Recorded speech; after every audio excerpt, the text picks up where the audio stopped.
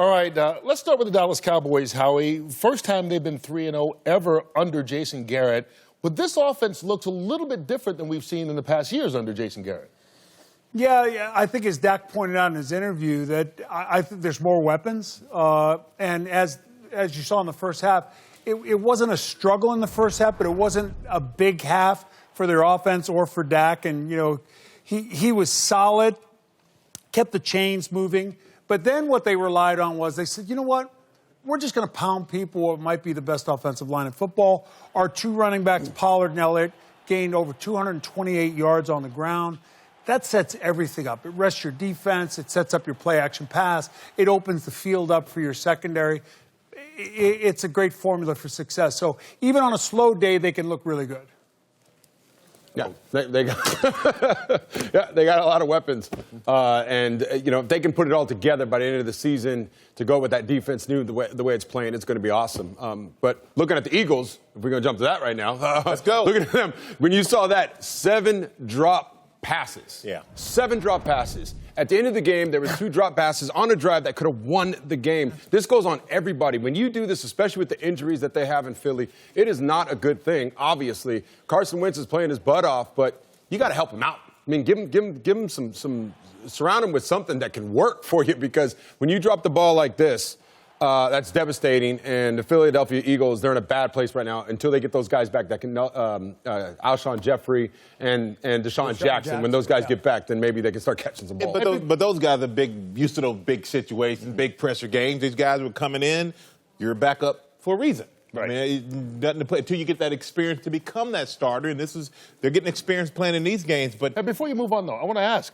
when we look at this team, the Eagles look very similar to the year they went to the Super Bowl, where they struggled early, they had some injuries, they got it together at the end of the season. There's still time. But I want to go back to one thing you said. The Detroit Lions are 2-0-1, and I don't think there were a lot of expectations for them going into the season. Did we underestimate them, or have they just caught people at the right time? Yeah, I think it's both. Yeah. I don't think anybody here ever thinks about the Detroit Lions being a powerhouse, right, Howie? No, I mean, you would think that the natural progression of things with the personnel department, Matt Patricia, the system is in place. They brought in the players they want to a certain extent. The great draft pick of the tight end from Iowa. Oh, he's awesome. Yep. Now you tie a game you should have won in Arizona, or you could be 3-0. Yep. And that doesn't take a lot. All these teams are close in the National Football League. But when a team starts believing, when they start trusting one another, and they have a good quarterback, and they do in Stafford, good things happen. And it looks like now the Lions have good things happening. Talk about good quarterbacks. We saw Patrick Mahomes be Patrick Mahomes, basically. You know what? If you had to give an MVP award so far, it's probably Patrick Mahomes. I mean, he just makes everything look easy. But, you know, they keep on saying, step into it, throw this way, throw that way, don't throw across your body. Everything they tell you not to do as a quarterback, he does it, and it works. But I just think it's just a great testament to, first of all, his athletic skill, but also to the fact that he really knows this offense really well. He knows where guys are going to be. He's never really in trouble. And here's a guy who doesn't have Tyreek Hill in the lineup this week. Yeah. And they're able to go out there against the Baltimore defense that is really a pretty good defense that put up these amount of points. But Baltimore, on the other hand, don't count them out. I mean, Lamar Jackson, for what he's done for being a running quarterback with his arm this year, just showed how hard he's working to make sure he's the best player he can be. When you played in a spread offense like Texas Tech had. Yep. I thought you were going to say Texas Southern. I was like, and you're rolling right and you're rolling left, and you're playing basically every week against inferior. I mean, you're playing against superior talent. You learn how to throw to save your life. Yeah, I mean, he has gotten good at it. But who did he look at? Who did he look at? I look at Aaron Rodgers doing the same thing today, but he didn't do that. For him, it was Brett Favre. Right. Yeah. True. It's like Steph Curry, his impact on basketball and young kids. Now, I would have never thought Steph Curry. You had me see. Well, no, Steph Curry has impacted a lot of young players. And that's what you're seeing with Patrick Mahomes. This is stuff that you've never seen before from the quarterback position. This is the new generation. And a lot of young guys, they're trying to do that. But we got to, pump the brakes, because this guy is special. Like you said, his vision is unparalleled. But, Tony, you can practice that all day long, and you can get good at it, and it will pay dividends for you, because it's not always perfect. You'll notice later in that football game when he's had a clean pocket, he stepped up and, boy, he rifled But I that think a lot of sucker. it comes from being a multi-sport athlete. We Yeah. concentrate so much on kids starting early, but Father's he a was professional athlete. Exactly, and he played baseball when he was growing up as Understanding Andy Reid's his Yeah. head coach, quarter. And Tony, we talked about it. I said, how many free runners do they have? That's the beauty of it. When you combine his talent with an offensive coordinator like Andy Reid, I mean, the scoreboard's going to light up. It's not only do they have the talent, but then you got that scheme to go with it. Guys are coming wide open. It's almost like taking candy from a baby. It's just a beautiful thing to watch. They're down there. What do you think? He's talking about how he was a multi-sport athlete coming up. He was a javelin thrower. So there you go. How'd that go? There you go. What is that? I've seen his jersey. He actually I've held seen a his jersey. national high school record. No, for years, for 30 years, I've seen his jersey. It looks like he got it at Toys R Us. Right. There's no way on God's green earth. I'm not going to give away how much you weigh, but you I weigh weigh 250. I weigh man. 251. Y'all, I told you I weigh 251. Goal is to be 230. So one more thing here before we move on from Patrick Let's make Mahomes. that 230 bet. You talked about Mahomes being a back-to-back MVP candidate because he won it last year. There have been four guys who've done Favre, Brown, it. And Montana. somebody talking in your ear. There's no way you had that. Isn't it true that the F-14 Manning, Favre, had Montana, similar problems Jim in the Brown, Gulf? only back-to-back. We know he's a ever. smart guy, but he's not that smart. Yeah, someone told helping him. him out with that. Tony, let's get back to the Green Bay Packers. And we talked in the pregame show about a chance for history. Matt LaFleur, first Packer head coach to win his first 3 games since Vince Lombardi did it. Unbelievable, but he's doing it, obviously. I don't know, maybe this is the old-fashioned way like Lombardi did. Don't throw it too much and play good defense. Yeah, playing good defense, and this is certainly something you're not used to seeing out of that Green Bay Packer offense with Aaron Rodgers. His biggest game of the year so far is today with 235 yards, which is nothing. And he's got good receivers right now because Devontae Adams is the guy in this offense, but you need a number 2 if you're going to be successful. And Marquez Valdez-Scantling, or MVS as they call it, he is playing really, really well. And if he can keep this up, and Devontae Adams can keep going, they got a good running game going to go with that defense. I think the Green Bay Packers are going to be a really, really good football team, and they're going to keep getting better. You saw Aaron during that interview. It was great. You're seeing the NFC North go to more running, less passing. The Bears are going to do it. Green Bay is doing it. The Lions are doing it. Vikings are doing it. Yeah. It's truly getting back to the old, black and blue division that we all knew 25 years ago. And if But you can win regular season games like that, and we're only 3 weeks in this. Can you win in the long run like that? Yeah, but if he goes 4-0, they're going to name that trophy after him. Here's The LaFleur Trophy? Yeah, just like Lombardi. You quiet down now. Here's the scary thing about Green Bay. It's a brand new offense. So, early on, you Learning. They're learning. Not just Aaron Rodgers, but the whole offense is learning. As they go on, I think it only makes sense that they're going to get better. This defense is there right now. If Minnesota, for example, wants to win, it's going to be on the backs of that great defense, who, other than the first half last week, has been pretty dominant this year, and their run game. And that's it. That's what they're going to have to hang their hat on. For Green Bay, there's more room to expand. Dalvin Cook, downhill runner. Downhill run. But he's leading the league in rushing at 375 yards so far. And Zimmer, he always won a running game anyway. It takes a lot of pressure off his quarterback. And now he has that. If this guy can stay healthy, completely changes the offense of that team. It takes a lot of pressure off the quarterback position, and it keeps your defense fresh because they're not constantly on the field trying to hold up under the pressure of the offense not being able to move the ball down the field. So Dalvin Cook so far for Minnesota Vikings has been the big difference maker. Boy, he runs hard. Oh, he runs hard. The very thing that Zimmer wanted to do when he got rid of John DeFilippo. who was down in Jacksonville, they threw too much last year. Yep. And now they're running. And there's nothing wrong with you. Can this work? You heard Aaron Rodgers say, okay, right now we're running the ball and we're playing great defense, getting turnovers, but at some point the offense is going to have to catch up. Yeah. But I don't think that's necessarily true. Because the more you run it, the better you get, the stronger your line gets, the more rest your defense has. Your numbers may come down statistically, but the wins go up. I think they have an opportunity, though, in Green Bay to get better on offense. Yeah.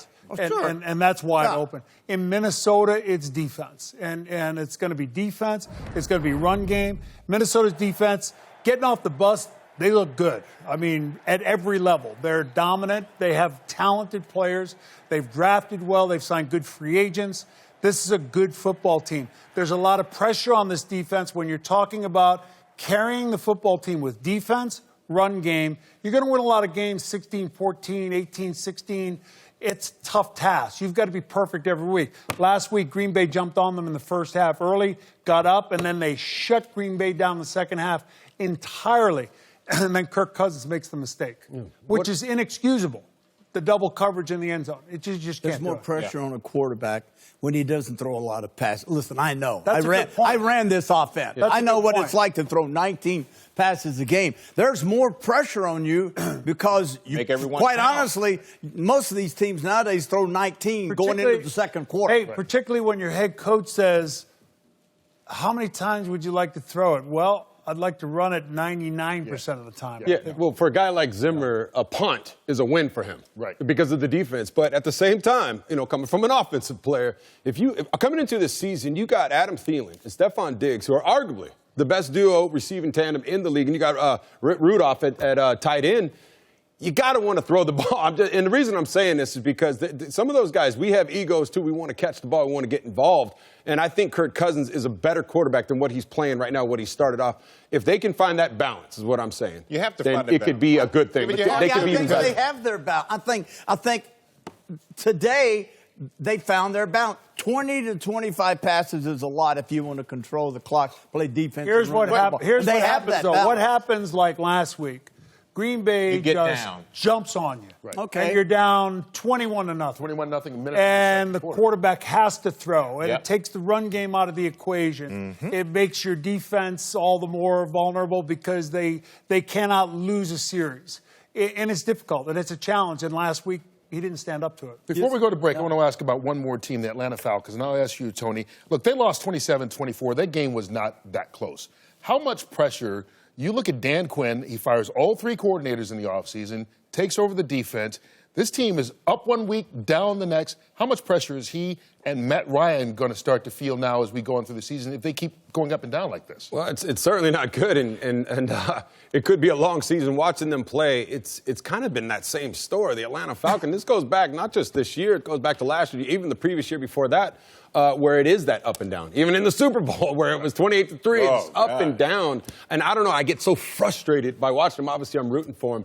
But Dan Quinn, hopefully he can get that settled. They got the weapons. It isn't like they got Deion Jones back, Keanu Neal. Right there. They got Matt Ryan, they got Julio Jones, they got list goes on and on. Something's going on there, and they got to get it corrected. But sometimes I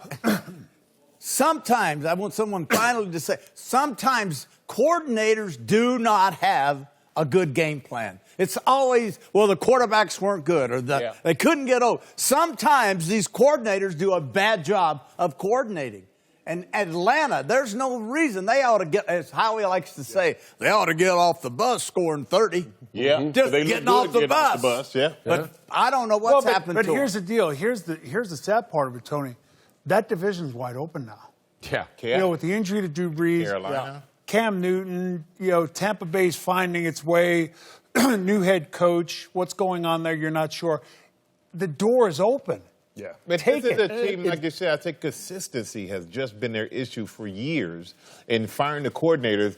Okay, at one point you fire the coordinator, then you try to switch around the players, but then it gets to the point where, as a head coach, it all falls on you. Just as a player at some points, if you don't get better, it falls on you. It falls on the court. Now you're switching up different things. Eventually, it's going to go right up to the top. When that offensive coordinator did not run that football in the Super Bowl against New England, I'm standing right there telling everybody, run, kick a field goal, and we win it. And they don't do that.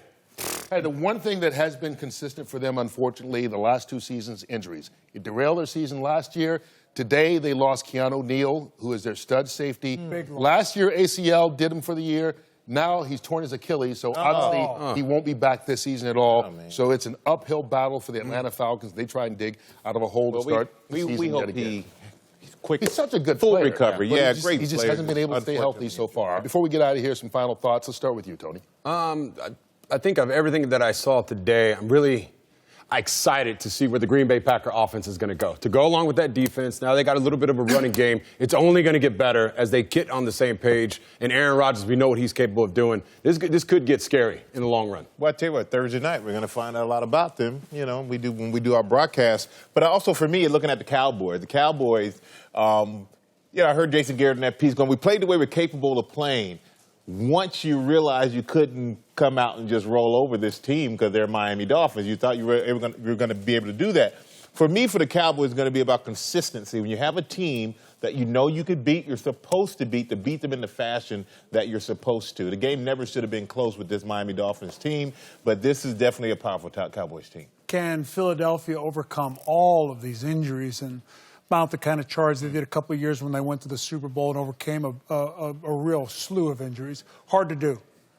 Early in the season already, if I switch over to the AFC, if I can, the fact is it looks like Kansas City, it looks like the Ravens, and it looks like New England with hopefully the Steelers with Mason Rudolph at quarterback, hoping they show up and their defense is so young. So already the AFC has already got a look. Hey, talk about the Steelers. Minka Fitzpatrick, first game with Pittsburgh, just got an interception in the game against San Francisco. Hey, Daniel Jones just ran for a touchdown for the Giants, too. That's right. Really?